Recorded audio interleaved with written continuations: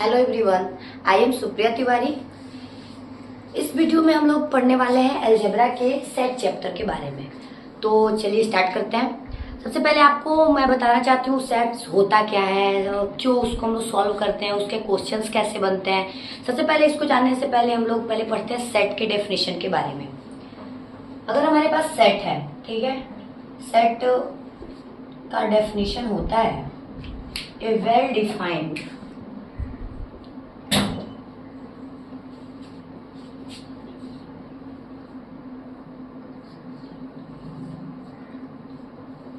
collection of objects,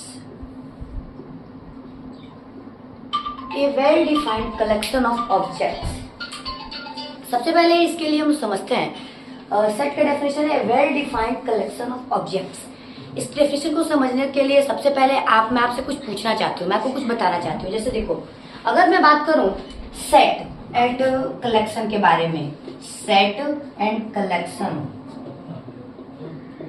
ये होता क्या है, सेट में और कलेक्शन में अंतर क्या होता है। कलेक्शन मीन्स होता है हमने कुछ भी मिला, सपोज करो हम लोग कहीं जा रहे हैं, ठीक है, हम लोग कहीं जा रहे हैं, हम लोगों ने कुछ भी मिला, सबको हमने लेके कलेक्ट कर लिया, संग्रह कर लिया, सबको हमने कलेक्ट कर लिया और अपने पास लेके रख लिए रैंडमली। इसका कोई यूजेस नहीं है कि हम लोग कुछ डिफाइंड नहीं है, कुछ हमने सोच नहीं रखा है कि हमको ये चीज ही लेना है। सपोज करो आप नंबर लाइन में गए, ठीक है, आपको नंबर्स मिले, आपने नंबर्स कलेक्ट कर लिया, 2 को कलेक्ट कर लिया, 5 को कलेक्ट कर लिया, 9 को कर लिया, हमने 6 को कर लिया, 7 को कर लिया, 8 को कर लिया, 4 को कर लिया, ठीक है। वैसे नॉर्मल हम लोगों ने कोई भी नंबर्स हमने मिल रहा है, हमने उसको कलेक्ट करके रख लिया, ये हमारा हो गया कलेक्शन। लेकिन सेट जो होता है ना, कलेक्शन ही होता है, किसी भी चीज को हम लोग कलेक्ट करते हैं, लेकिन इसमें कुछ डिफाइंड होता है कि उसको कुछ आपको इंस्ट्रक्शन दिया गया रहेगा, उसके अकॉर्डिंग ही उसको आपने कलेक्ट करना है। ऐसा नहीं है रैंडम गए कुछ भी उठाया, ऐसा नहीं होता। ये हम लोग कलेक्शन में कर सकते हैं। अदरवाइज कलेक्शन में से ही कुछ कलेक्शन ऐसे जो वेल डिफाइंड हो, जो हम लोगों को बताया जाए कि हमको ऐसे लेना है। सपोज करो मैंने ये ले रखा है 2, 4, 6 एंड 8। जब आप इसमें देखोगे तो ये आपको समझ आ रहा है ये हमारा इवन नंबर है, 2, 4, 6, 8 जो ये हमारा इवन नंबर है। लेकिन क्या यहाँ पे तो हमको कुछ भी नहीं पता, इसमें हमने जो भी मिला हमने उसको ले लिया, ठीक है। लेकिन सेट में हमने क्या कर रखा है, 2, 4, 6, 8 लिया, मतलब ये हमारा इवन नंबर है। ये डिफरेंस है सेट में एंड कलेक्शन में। कलेक्शन क्या होता है, कोई भी रैंडम नंबर उठाया, नंबर या कुछ भी रैंडम चीजों को कलेक्ट किया, वो हमारा कलेक्शन हो गया। लेकिन अगर हम लोग वेल डिफाइंड किसी चीज को हमने कलेक्ट कर रहे हैं, वो हमारा होता है सेट। जैसे सेट्स का डेफिनेशन होता है a well defined collection of objects. किसी भी ऑब्जेक्ट का वेल डिफाइंड होना चाहिए, मीन्स ये हुआ कि वो हमारे पास प्रॉपर उसको कुछ ना कुछ इंस्ट्रक्शन के से या उसको देख के आपको समझ में आया कि हमने क्या लिया। सपोज करो एक्चुअली इसे देखो, नॉर्मल लाइफ में जब आप लोगे ना तो उसको आप बोल सकते हो ऐसा क्वेश्चन जिसमें अगर आप किसी से क्वेश्चन कर रहे हो, ठीक है, उसको आपको पता है कि उसका आंसर इतने से इतने के बीच में हो सकता है, तो उसको हम लोग बोल देंगे सेट है, ठीक है। लेकिन अगर हमको नंबर पता नहीं है, जिसका आंसर सेम ना हो सबका, उसको हम लोग बोलेंगे कलेक्शन। जिसमें सेम, समझो सेम अगर आंसर होता है तो हम लोग बोलेंगे सेट है, सेम नहीं होता है तो हमारा कलेक्शन हो जाएगा। सपोज करो मान लो मैंने आपसे पूछा, एक नंबर मैंने पूछा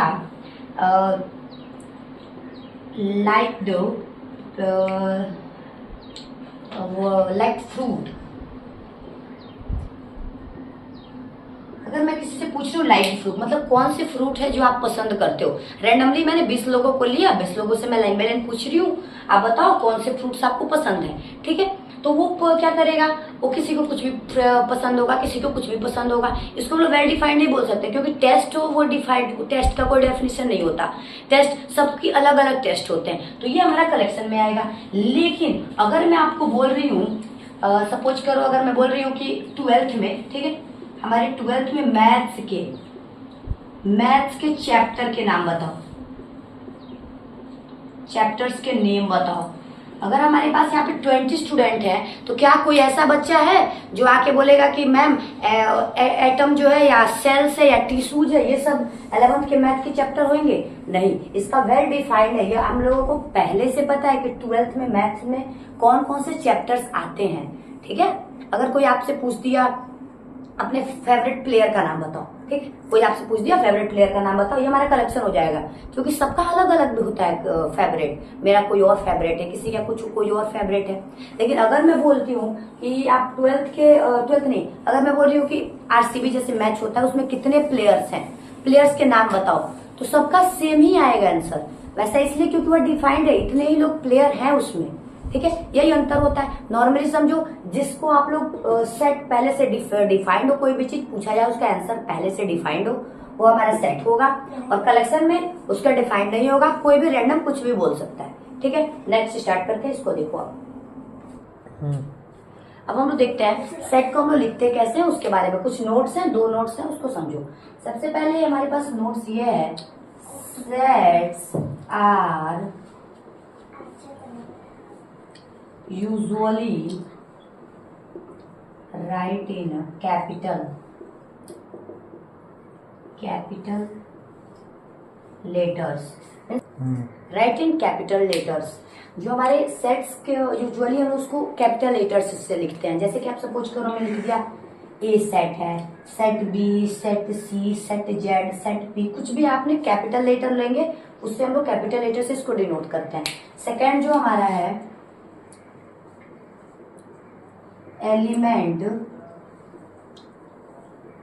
elements of sets are write in small letter।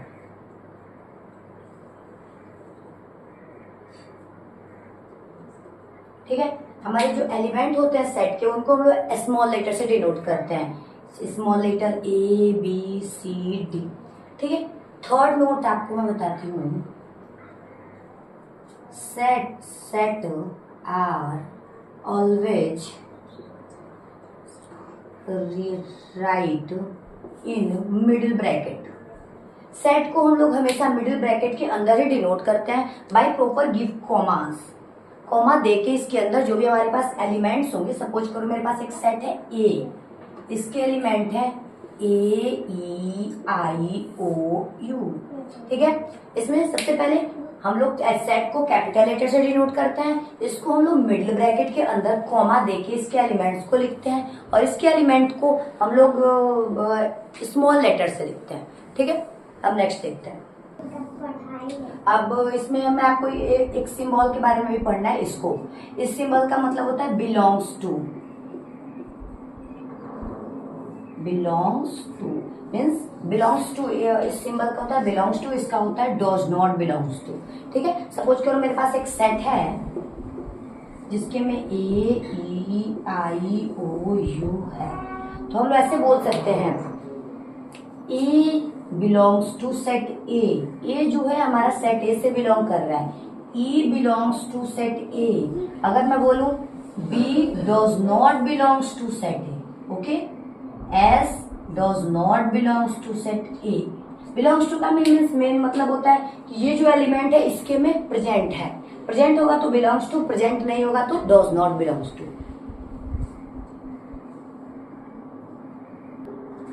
हम लोग पढ़ते हैं रिप्रेजेंटिंग ए सेट। सेट को हम लोग किसी सेट को रिप्रेजेंट कैसे करते हैं। सेट को रिप्रेजेंट करने के 2 टाइप्स होते हैं, 2 तरीके से इसको हम लोग रिप्रेजेंट कर सकते हैं। सबसे पहला हमारा होता है set builder form.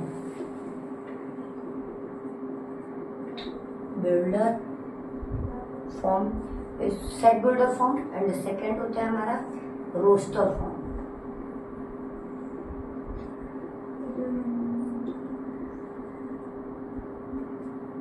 Roster form को हम लोग टेबुलर फॉर्म भी बोलते हैं। Tabular form. अब देखिए होता क्या है, रोस्टर फॉर्म और सेट बिल्डर फॉर्म में डिफरेंस क्या है, कैसे इसको हम लोग दिखाते हैं। ठीक है, जब भी हम लोग बात करेंगे रोस्टर फॉर्म का, तो इसमें क्या होता है, set builder form and roster form. दोनों साइड में लिखती हूँ, ये हमारा है set builder form,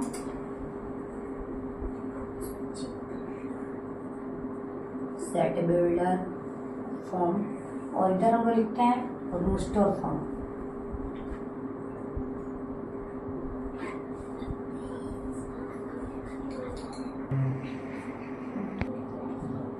roster form में हम लोग क्या करते हैं ना, listing element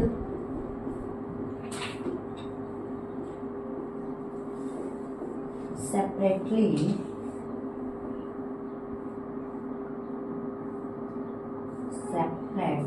by commas. Okay, roster form में हम लोग क्या करते हैं, एलिमेंट जो होते हैं हमारे, उनको हम लोग एलिमेंट्स को सेपरेट अलग अलग कॉमास देके नोट कर लेते हैं। जैसे मेरे पास मान लो है 2 4 6 8, ठीक है। हमारे पास सेट बी जो है इसको हम लोग लिखेंगे AEIOU, ठीक है। लेकिन ये जो हमारा सेट बिल्डर फॉर्म होता है, सेट बिल्डर फॉर्म में हम लोग क्या करते हैं, इसकी प्रॉपर्टी लिखते हैं। सेट बिल्डर फॉर्म में हम लोग क्या लिखते हैं, प्रॉपर्टी ऑफ एलिमेंट। इसमें हम लोग रोस्टर फॉर्म में नॉर्मली नंबर्स को कॉमा देके, एलिमेंट जो होते हैं एलिमेंट्स को हम लोग कॉमा देके सेपरेटली अलग अलग लिख सकते हैं।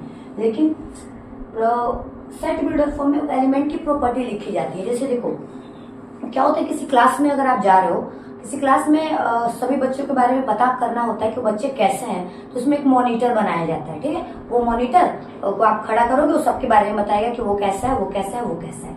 वैसे ही होता है सेट बिल्डर फॉर्म में।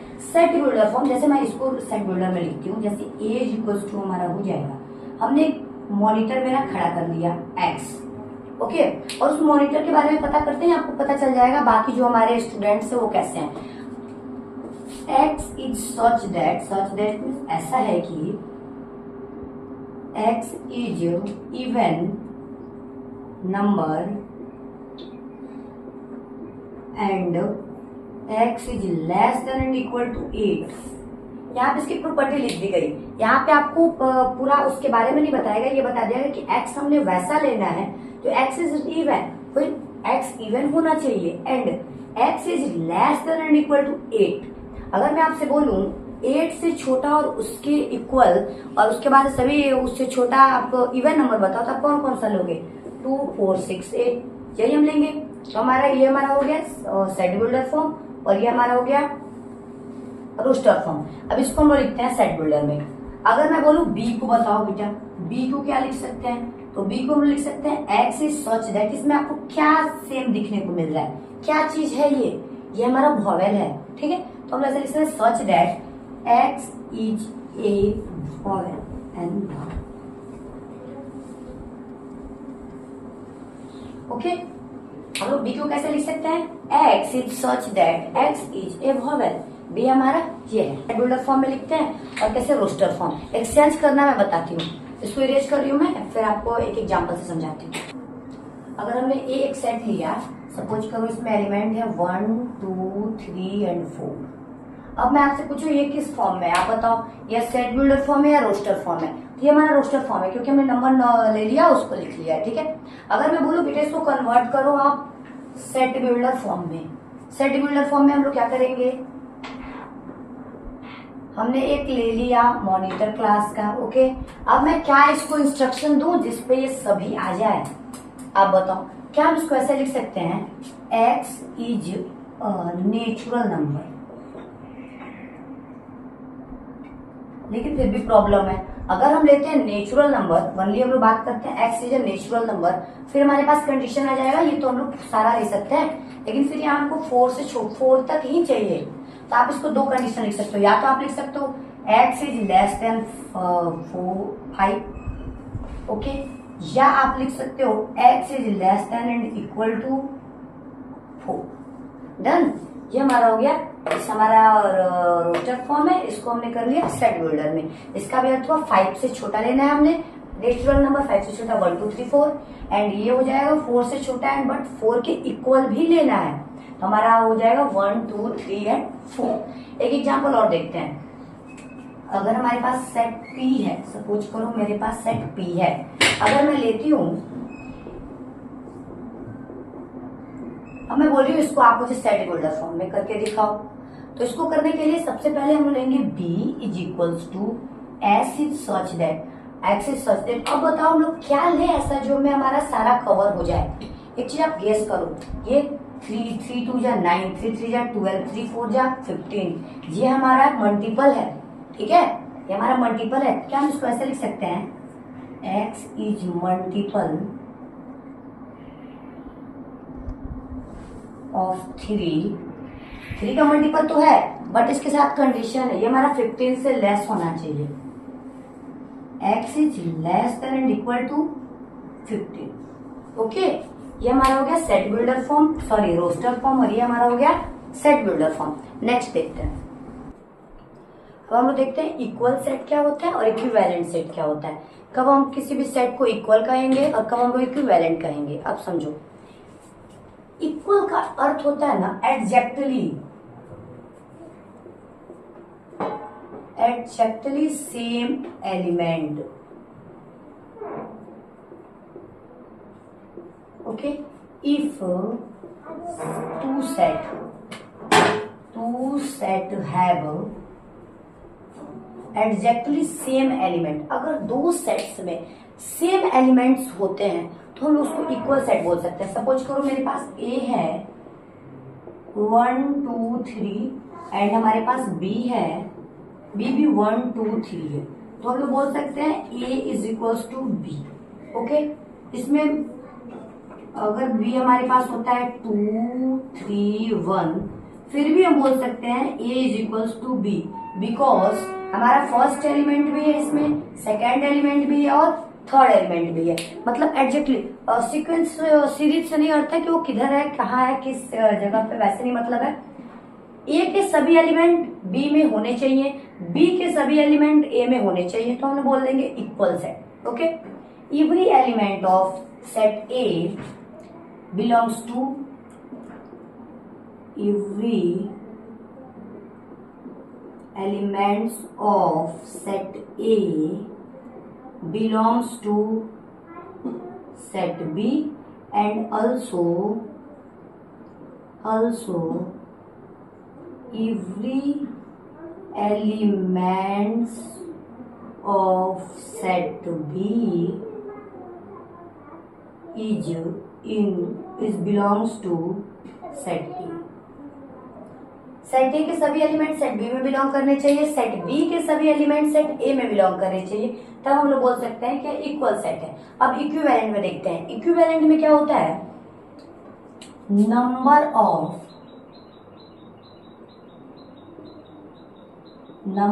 Of set A is equal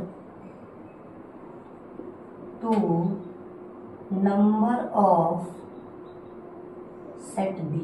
set A के number of element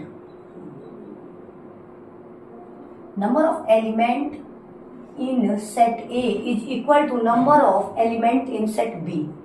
number of element in set B. अगर सेट ए के एलिमेंट्स के नंबर्स सेट बी के एलिमेंट्स के नंबर के इक्वल होते हैं तो उसको हम लोग इक्विवेलेंट बोल सकते हैं। सपोज करो मेरे पास ए इज इक्वल्स टू है 1 2 3 एंड सेट बी में मेरे पास है ए बी सी, तो हम बोल सकते हैं ए जो है इक्विवेलेंट है बी के। ओके, क्या आप ऐसा बता सकते हो, समझो अगर कोई सेट इक्वल होता है, ठीक है, अगर कोई सेट इक्वल होता है तो वह इक्विवेलेंट हो जाएगा, ठीक है, क्योंकि अगर इक्वल है तो नंबर, इसमें भी नंबर ऑफ एलिमेंट, इसके भी नंबर ऑफ एलिमेंट भी इक्वल होंगे। तो अगर कोई सेट इक्वल होता है तो वह इक्विवेलेंट हो सकता है, लेकिन अगर कोई सेट इक्विवेलेंट है तो ये पॉसिबल नहीं है कि वह इक्वल भी हो। जैसे इसी में आप एग्जांपल देख लो, ये हमारा इक्विवेलेंट है क्योंकि number of element in set A is equals to 3 and इसके भी number of element in set B is equals to 3। ये दोनों इक्विवेलेंट है, लेकिन क्या हम इसको इक्वल बोल सकते हैं, इसके एलिमेंट है 1 2 3 और इसके एलिमेंट है ए बी एंड सी, तो ऐसे कोई भी सेट इक्वल होगा तो वह इक्विवेलेंट हो सकता है, लेकिन अगर वह इक्विवेलेंट हुआ तो ऐसा पॉसिबल नहीं है कि वह इक्वल हो सकता है, मे बी कभी इक्वल भी हो सकता है, लेकिन जरूरी नहीं है कि वो हर एक सिचुएशन में वैसा हो। ठीक है, नेक्स्ट देखते हैं। अब लोग हम देखते हैं टाइप्स ऑफ सेट्स के टाइप के बारे में। सबसे पहले हमको पढ़ना है एम्पटी सेट।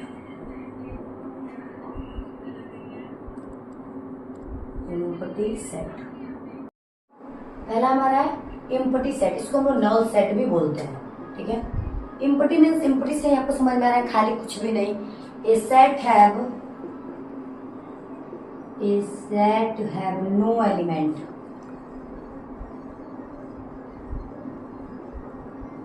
कोई ऐसा सेट जिसमें कोई एलिमेंट्स नहीं होते हैं, इसको हम लोग कहते हैं एम्प्टी सेट या नल सेट। इसके एग्जांपल के लिए अगर मैं एक सेट आपको ये देती हूं, X is such that X is even number less than 2। अगर मैं बोल रही हूँ X जो हमारा इवन नंबर है, 2 से छोटा कोई नंबर होगा ही नहीं। हमारा इंटीजर भी है, x जो है हमारा इंटीजर भी है, ओके, पॉजिटिव इंटीजर है, ठीक है। तो हम लोग बोल सकते हैं ये हमारा जो सेट हो जाएगा एम्प्टी हो जाएगा, हमको कुछ भी नहीं मिलेगा। तो ये हमारा हो जाएगा हमारा ये एम्प्टी सेट, ठीक है। सेकेंड जो हमारा सेट है वो है फाइनाइट सेट। इसका होता है काउंटेबल, इसके जो हमारे एलिमेंट्स होते हैं काउंटेबल एलिमेंट्स, इसके जो एलिमेंट्स होते हैं वो काउंटेबल होते हैं, इनको हम लोग काउंट कर सकते हैं। फाइनाइट सेट में एलिमेंट्स को हम लोग काउंट कर सकते हैं, उसको हम लोग बोलते हैं फाइनाइट सेट। जैसे सपोज करो मैंने एक सेट ले रखा है, x is such that x is natural number